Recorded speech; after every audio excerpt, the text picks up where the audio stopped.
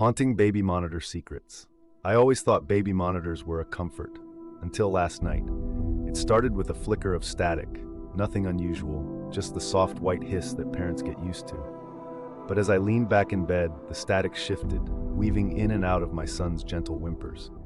And then I caught it, a slow, deliberate inhale, perfectly matching his cries, like someone was breathing with him.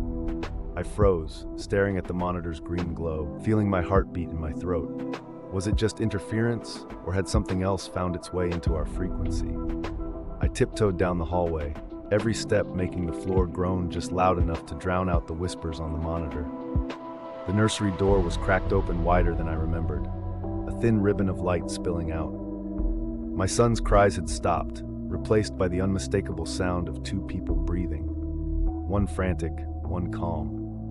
I pressed my ear to the door, barely daring to breathe myself, and heard a faint, guttural hush that didn't belong to either of us. My skin prickled as I realized the monitor wasn't lying. Swallowing my fear, I pushed the door open. My son lay wide-eyed in his crib, face flushed with silent tears.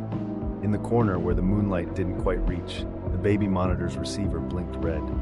The air felt thick, heavy, as if someone had just left the room a moment before I entered. I stepped closer, scanning every shadow, but there was no one, just the soft, mechanical murmur of the monitor and my own shaky breath.